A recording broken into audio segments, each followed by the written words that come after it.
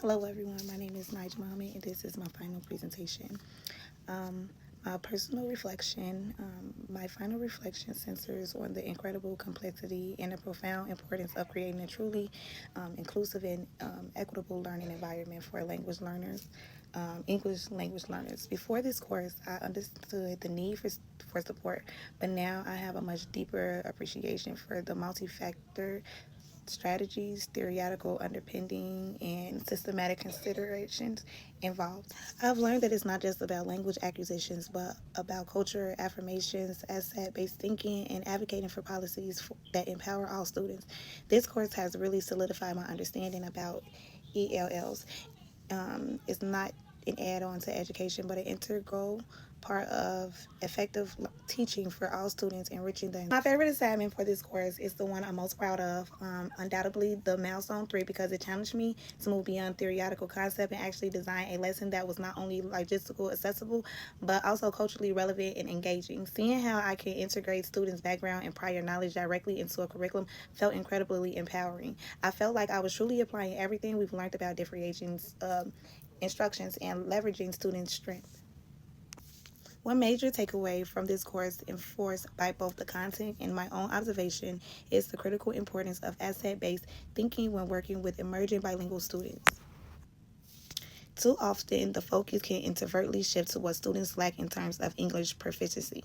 However, the course has profound empathized that emerging bilingual brings a wealth of logistic, culture, and experiential aspects to the classroom. My takeaway is that our role as educators is to actively identify, celebrate, and leverage with these assets. This means valuing their first language, integrating their cultural background into the curriculum, and recognizing their prior knowledge as a foundation for a new learning. When we operate from an assets-based perspective, we not only create an equitable and welcoming environment, but we also unlock greater academic potential and foster a stronger sense of belonging in our emerging bilingual students. The classroom is a vibrant play-based pre-K setting and dual language emerges program. Spanish is the primary language of instructions 80%, with 20% in English. The class has 20 students, a mixed native Spanish and English speaker. The environment supports language acquisitions through hands-on activity, dramatic play, music, and movement. The teacher is fluent in both language and learning centers are labeled in both. The classroom fosters a visible, diverse, and inclusive environment. Culture and ethnic representations was evident. With material labeled in both English and Spanish, students were encouraged to use both their native language and English. The curriculum included relatable activities in the overall positive atmosphere, highlighting strong student, teacher, and peer relationships. CR, a 4-year-old fluent in both English and Spanish, demonstrates a strong comprehension storytelling ability.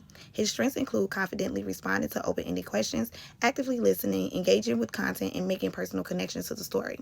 He was also observant, able to infer meaning from visible clues. He could identify details in pictures not explicitly mentioned in the text. CR had a solid foundation in emerging literacy skills, capable of understanding and retelling stories using pictures. An important step is developing reading comprehension. This assessment indicates that he was where he needed to be and might even be advanced in some skills.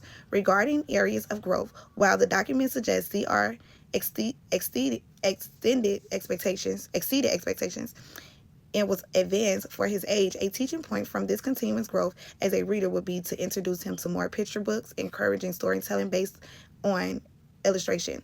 This could help develop narrative skills and expand vocabulary. Additionally, engaging him in activities involving and recognizing matching letters and sounds could gradually build phonics and awareness for future words recognition and decoding skills. What kind of considerations did you or will you implement to help them overcome their areas of growth? Now, to support CR growth, 3 strategies would be incorporated: visual aid in reality, language scaffolding, and bilingual support. Visual aid in reality: incorporating more visible aids in real-life objects during reading sessions, such as physical examples or detailed pictures for story concept, what helps CR connect words to meanings and enhance his understanding and retention of new vocabulary. Language scaffolding: providing language scaffolding through sentence frames or starters such as, I think the character is feeling, or because, for Open-ended questions will help CR structure his thoughts and respond in English. Bilingual support, including bilingual books or resources, would be always beneficial.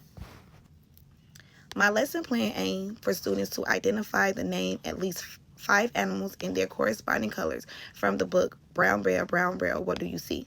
The language objectives was for students to verbally complete in the repetitive sentence, color, animal, what do you see?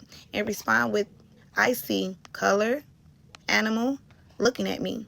Using appropriate vocabulary. The lesson includes introduction, emerges, storybook read alouds, word work, color and animal identification. In application, activities like drawing in a show me game.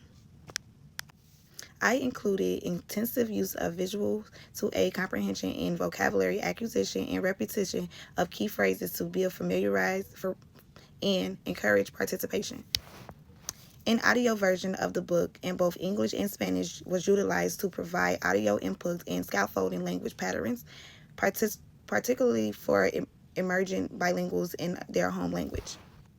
Hands-on opportunities such as drawing and coloring activities were included to engage students and allow creativity, non-verbal demonstrations of learning. Explicit content and learning objectives were set to ensure clarity and alignment with relevant standards, and an interactive read aloud with modeling was used to guide participation in repetitive phrases. Total physical response, encourage animal sounds or actions, was employed to enhance engagement. And questioning for comprehension involves pausing to ask about coloring animals. Finally, language scaffolding was provided to elicit information and encourage full phrases during collaborative naming. Several aspects of the lesson plan implementation was successful.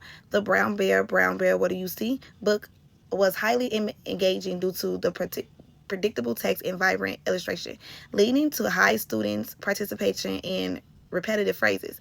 The audio version, particularly in Spanish, effectively scaffolded emergent bilinguals, helping them familiarize themselves with language patterns. The drawing and coloring activity was sufficient success, providing a creative, non-verbal way for students to demonstrate learning with many accurately drawing and coloring animals. The mentor teacher also provided positive feedback, highlighting the lesson engagement, accessibility for emerging bilinguals, and support and strong understanding of language development support.